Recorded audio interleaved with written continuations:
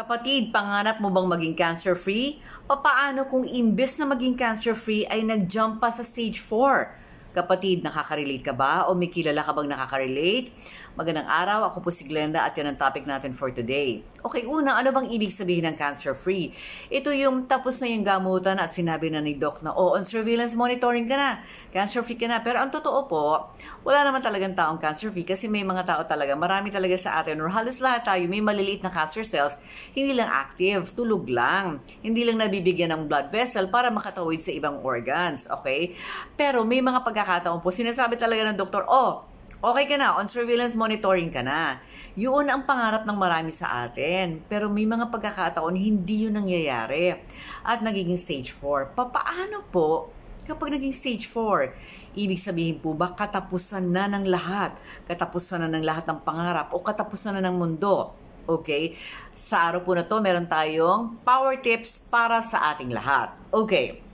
Marami po sa ating mga pasyente ang nagsa-stage 4 sa maraming kadahilanan. Iba-iba po ang factors at ang ibig sabihin ng stage 4 from the original cancer site, lumipat na po sa ibang parte ng katawan. Hindi lang local recurrence. Pwedeng meron pa rin sa affected area, pwedeng lumipat na kunyari from the breast, lumipat na sa liver, sa brain, sa bones at iba-iba pa. Okay? Marami na po tayong kilalang ganyan ang nangyari. Alright. In case ito po ay mangyari sa inyo or sa isang kakilala natin, meron lang po akong ilang mga pwedeng mga suggestions na pwede natin gawin base sa kung ano ang applicable sa buhay natin. Hindi po ito ang makakasolve ng lahat, pero ito po ay nakatulong sa maraming pasyente at sa nakikita ko, okay naman po sila at nagpa-function at maari pong ang mga ito o ilan dito ay makatulong din sa inyo. Number 1, in case mangyari ito, wala na pong regrets. Huwag niyo pong sisihin ang sarili niyo dahil ginawa niyo po ang lahat. Kayo po ay pumila para sa guarantee letter, nagpagamot, kumain ng maayos, natulog, nakipag-appointment sa doktor. Meron po talaga mga bagay na mahirap ipaliwanag at hindi natin makokontrol. Pag po nangyari ito, nag-jump sa stage 4, wag na wag po nating sisisihin ang ating mga sarili because whatever we have done to take care of ourselves, that was enough. Okay? May Diyos po. Wag po tayong makakalimot na may Diyos na nakita ang lahat ng effort natin at alam ang lahat ng nangyayari o ang development sa katawan natin or sa ating karamdaman. Okay? Number 2, cultivate a deeper relationship with God. This is gonna be a deeper battle. And if before talagang malalim na ang relasyon natin sa Panginoon, palalimin pa natin. Magdasal ng mas madalas, araw-araw. Usually ginagawa to. The last but not the least, ilalagay natin to sa pangalawa.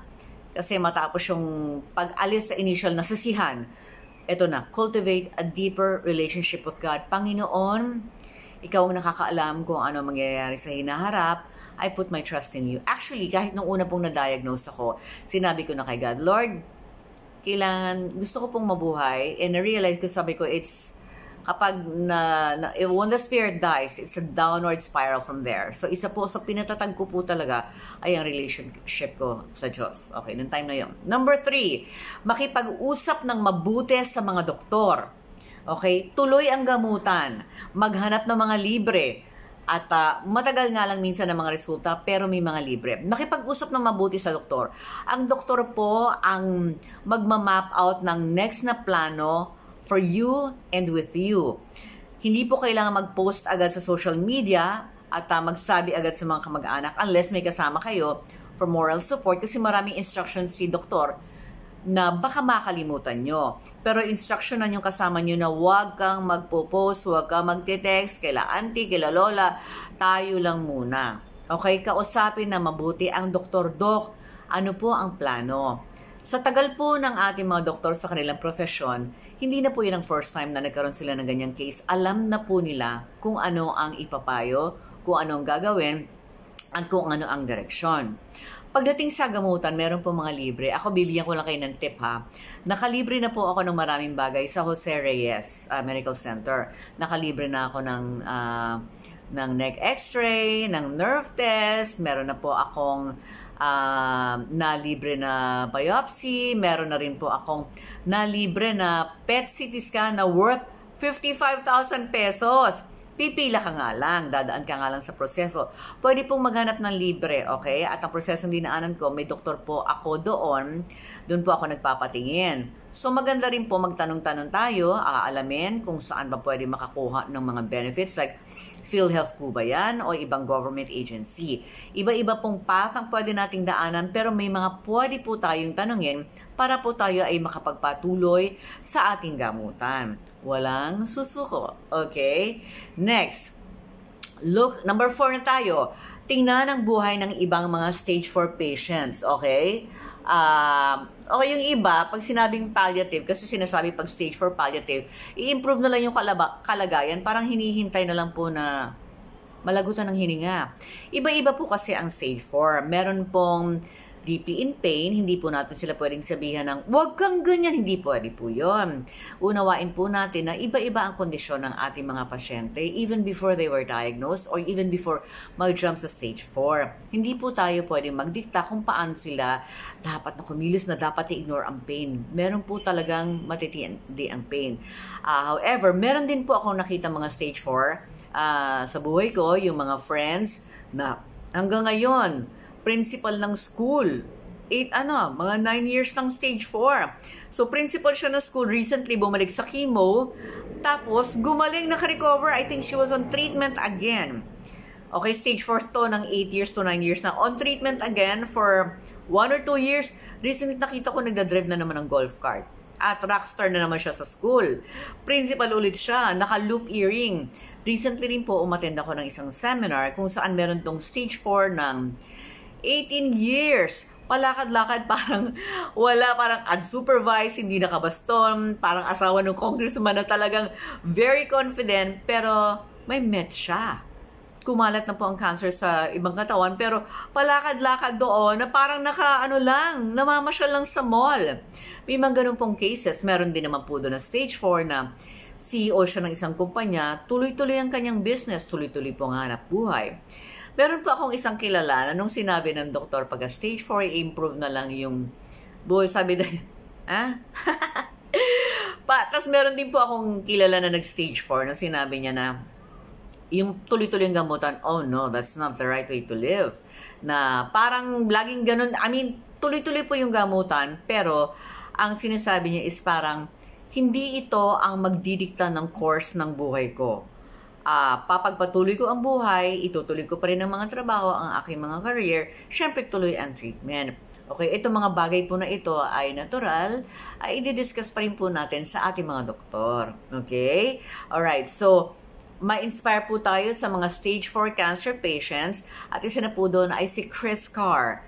I-google nyo po siya. Si Kris Carr ay isang American actress, commercial model siya before, dancer, and 21 years na po siyang stage 4 until now meron siyang 20 plus na cancerous tumor sa kanyang lungs at sa kanyang liver. And ang scans niya, nag-ayos siya ng buhay. Inayos niya ang kanyang buhay, pagkain, inaral niya na matagal. Tapos siya, ang scans niya ngayon every 5 years na. Okay? Marami pong stage 4 ngayon na tuloy-tuloy ang buhay, they are thriving, gamitin po natin sila ng inspirasyon. Hindi po natin sila kailangan eksaktong kopyahin dahil po baka yung tinitingnan natin ay hindi in pain tapos tayo in pain. Pero I'm sure po meron tayong makukuhang inspiration sa kanila at isa po doon yung reality na hindi po rin nag-stage 4 ay katapusan na. Okay? Pwede pa rin pong ipagpatuloy ang mga pangarap sa abot ng ating makakaya. Okay, number 5. Build a suitable career. Pagdating po sa cancer treatment, tuloy-tuloy ang gastusan. Tuloy-tuloy ang mga babayarin, ang mga pangangailangan. At yung iba ay hindi nakakabalik sa trabaho. Ako personally, I had to resign from my job as a dubbing director kasi hindi ko na po kinakaya ang stress. May mga project na rin po na tinatanggihan ko dahil hindi ko gusto yung mga katrabaho dahil kahit kumita ng malaki, sila ay magbibigay sa akin ng chronic at acute stress. Ang acute stress, yung stress may nakabangga dito, nakasar, pero yung chronic stress, yung tumatagal, yan po yung nakakamatay, yan po yung pwede mag-cause ng mga chronic illnesses at yung po ay iniiwasan ko. Ako po ay patuloy na nag-explore ng mga pwedeng maging hanap buhay at maganda po mag-develop din tayo ng mga skills. Maraming pwedeng matutunan ng libre sa YouTube kasi the more skills we have, the more value we can offer, and the more value we can offer, the more opportunity opportunities for us to learn, to earn money, okay? So, maganda rin po magtanong-tanong sa mga kaibigan, maghanap sa YouTube ng mga pwedeng pagkakitaan na bagay sa atin na hindi masyadong kailangan labas na labas, na malaki ang puhunan, o physically demanding, kasi, limitado yung strength minsan. Pwede po tayong magtayo din ng negosyo, may mga maliliit naman po ang puhunan. Ang importante po is ito ay tulong sa atin na mag-bring in kahit konting revenue, nakakalibang sa atin, and kahit paano meron tayo activity para hindi stagnant na iniisip na lang natin katapusan. At syempre, importante pa rin po na talagang kahit paano merong kabuhayan kasi hindi ko na kailangan, pero alam naman natin na discriminate yung iba sa atin, hindi na nabibigyan ng trabaho at medyo dinanas ko po yun. Hindi ako na-consider sa maraming projects, lalo na pagka maraming post na cancer. Okay? Kaya ingat na ingat ako magpo-post ng tungkol sa ospital. Marami pong nasisinda. Kaya kailangan kong magsika. Okay, number 6. Kahit po stage 4, still do your best to create goals and reach them through hard work, focus, discipline, and consistency. Ako ginagawa ko po ito. Okay? Hindi po, ako inano ko na sa buhay ko na hindi po lahat iikot sa cancer. Patuloy po akong gumagawa ng mga goals at sinisikap kong matupad ang mga ito sa pamamagitan ng pagsisikap, hard work, focus, yan. Yung focus, medyo madali ako ma-distract. Kaya kailangan ko talagang aralin pati focus. Discipline and consistency. Ang ginagawa ko, lagi po ako nag-aaral. Bumibili po kami ng libro. Minsan order pa kami sa US. Nag-aaral po patuloy, nanonood ako ng mga interviews, podcast, ng mga research, patuloy ako nag-aaral, ini-educate ko ang sarili ko para po kahit papano yung wisdom ko o yung wisdom ng mga taong successful na gusto ko po sanang matutunan ay madikit naman po sa akin. Okay, patuloy po ako nag-aaral. Everyday po meron akong study time in the morning and even sa tanghali and even at night. Madalas po, mas gusto ko pang nakikinig sa mga pag-aaral, sa mga nagbabasa ng research kaysa makipagkwentuhan sa mga taong wala naman tayong matututunan. Patuloy po akong nagsisika para i-educate ang sarili ko para habang buhay nag-grow tayo. O, diba? Importante po yon. Okay? Create goals and reach them. Yan. Kayang-kaya po natin yan. Okay. Number 7, surround yourself with the right people. Okay? When you say right people, pwede may mga taong mababait, pero they are the wrong people. Baka sila yung makakapagpahina sa'yo. Be careful who you spend your time with. Ayan. You are the average of the 5 persons you spend your time with. Sino ang nag-i-influence sa iyong behavior, sa iyong pag-uugali, sa iyong mga desisyon? Dapat meron tayo mga magagandang mentors. At ang mentors, hindi naman kailangan kakilala all the time. Hindi kailangan kilala nila tayo. Hindi kailangan kilala natin sila personally. Ito ay madalas yung mga nagsulat ng libro, nabanggit ko na kanina, mga nasa YouTube na nagtuturo ng mga magagandang bagay. Kung meron po tayong budget, pwede pong mag-enroll sa mga courses. Ginagawa ko po yan. Minsan may mga pa 2,000 na mga courses na ini-enrollan ko po yan. Minsan may mga 1,500. Tapos po, uma-attend din ako ng seminars. Okay? Para patuloy akong matututo. And, anong tawag mo rito? I also spend time with people na talagang nakakapagbigay ng lakas ng loob sa akin. Recently po, may nakausap akong isang tao na nag-open ang mata ko sa maraming bagay. Kasi po, tuloy-tuloy naman ang buhay. May mga tao rin po kasi na medyo hindi natin dapat sasabahan dahil alam natin na mas negative pa sa atin. Okay, mas optimistic pa tayo. So, pipili natin yung mga tao na talagang pag-uukulan natin ng panahon. Okay, number 8. Serve others through advocacy, pampalakas po ng immune system. Okay? Kapag po hindi tayo nakafocus lang sa ating sarili, maganda po yun. Alright. Pero, again, meron po sa atin na mga pasyente na in pain, hindi po kailangang pilitin. Focus on your own treatment. Focus on your own health. Focus on your own recovery. Focus on your own well-being. Ito po kagaya ng nasabi ko kanina ay pwedeng applicable. Hindi lahat, okay? Pero kung ano po yung bagay sa ating buhay, yun po ang ating i-apply. Alright? Ako po ang ginagawa ko, aside from the cancer community, I also serve sa sexual abuse survivors from time to time, and then sa nutrition, sa health, okay? Number 9, learn to say no. Hindi ako mahilig sa mga reunion. Minsan po kasi nahihirapan ako sa reunion dahil sa tagal nyong hindi nagkita, wala naman silang alam sa'yo, magtatanong ng bagay tungkol sa nakaraan na ayaw mo nang maalala or nakalimutan mo na. Kasi gusto lang nila mag-start ng conversation. Recently po may nag-message sa akin. Medyo atin-atin na lang ito. Nagnis ako. Kasi sabi ko may expectation pa to sa akin. Ang bottom line is sinasabi, una nangungusta muna. Ang bottom line sinasabi niya is,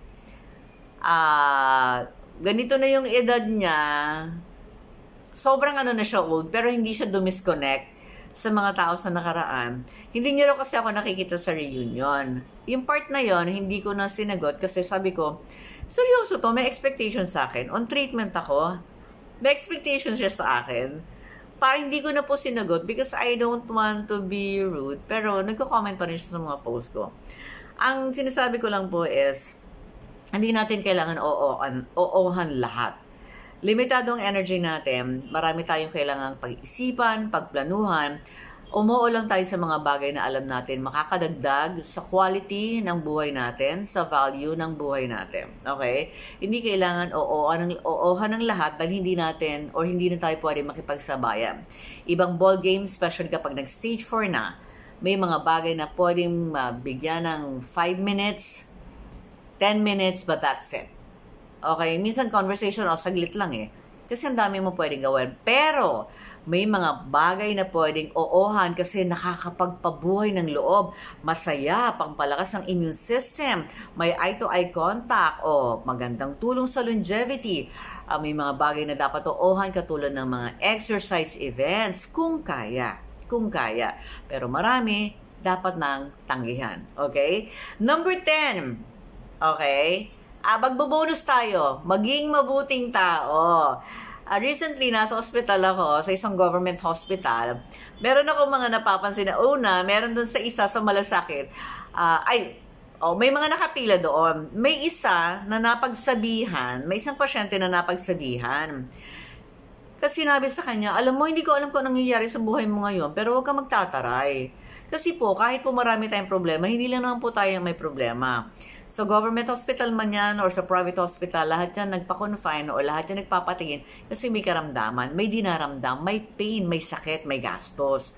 So, kung tayo po yung nasa hospital, kung nasan ma'am, maging mabuti tayong tao kasi hindi lang po tayo ang may pinagdadaanan. Okay, pansin ko, recently may experience ako na may usyosera sa hospital. Yung tinitingnan niya record ko nakaganon, kinuha ko talaga, tapos ginanong ko sa tuhod ko, tapos nagulat siya. Pangalawa, may nakita ako sa hospital gumagano sa record ng pasyente. Chismosa. Huwag po natin yung gagawin. Huwag po tayong jologs pagdating sa hospital. Irespeto natin ang privacy ng ibang tao. Ikatlo, sa elevator, biglang may nagtanong sa akin, anong case mo? Parang sabi ko, I don't talk about my case. Tapos siya, kinuwento niya yung case niya. Just because yung mga tao komportable to talk about their case does not mean na tayo din is mag-open up. Private life po yan, tayo po ang magdedesisyon kung anong gusto nating i-share o hindi. Okay. And number 11. Okay. Patuloy ang pag-aalaga sa katawan. Patuloy ang pag-aalaga sa sarili. Katulad ng kalinisan. Kung kunyari may skin meds, linisin pa rin. Kasi yung iba tinutubuan ng maggots, mag-exercise, mental health, alagaan, pahinga, at nutrisyon. Pero ang dami ng Miss Glendang gagawin. Paano ko naman matututukan ng nutrisyon? Alam nyo ba, may muntik pa ako enrollan, 27,000 pesos. Ay, wag na. Marami po tayong pwedeng tutukan ng libre at ang nutrisyon po, ang pagkain ay importante. Dahil marami po ngayon ang nagkakaroon ng early onset cancer at alam nyo ba, ang colon cancer ngayon, sa tiyan yan, sa bituka, ay tinuturong number 1 cause of death na for men under 50 at sa mga kababaihan, second cause of death for women under 50. Importante po ang ating nutrisyon, ang ating kinakain, especially yung ating gut microbiome dahil po yan ay makakaapekto sa pag-manage ng pamamaga sa ating katawan, immune system, mental health, at ito ay sa pag-digest ng pagkain. Ito ay pwedeng makahinder sa ating gamutan. At paano yung ginagawa? Actually, may mga nagagawa tayo kaya yan nasisira yung ating gut microbiome. Pero wag po kayo mag-alala. Meron naman po tayong gawin para yan ay itama sa loob ng ating tahanan. At yan ay pag-uusapan natin. Sagot ko na kayo, meron tayong libreng webinar na gagawin sa October 15, 7:30 p.m. kung paano aalagaan ang ating gut microbiome, suporta sa ating pagpapagamot. Okay, paano papalakasin ang ating gut microbiome para palakasin ang healing process? Free webinar, October 15. Ilalagay ko po dyan ang registration link. Okay? Dito sa description nito. Mag-register lang po kayo. October 15, 7:30 p.m. Mag-register lang. Naka-Zoom tayo. At actually po, kapag ang webinar po namin, I do it professionally, naka-Zoom, usually po mga 25,000 pesos na yan. Tayo libre. Libre, wala kayong babayaran. Just register today and I'll see you on October 15 sa ating webinar on taking care of the gut microbiome para po pagpapalakas at suporta sa ating pagpapagaling, pagpapakimo para hindi tayo magkaroon ng mga hindrances pa. Okay? Marami pong sala kasi syempre ang mahal ng chemo, di ba? Ang hirap pumili ng guarantee letters. Kaya, suportahan natin ang ating pagpapagaling, palakasin ang ating healing process sa pamamagitan ng pag-aalaga sa gut microbiome. Pag-uusapan, free webinar, October 15, 7:30 p.m. Register today, okay? Bye-bye, and I'll see you at the webinar.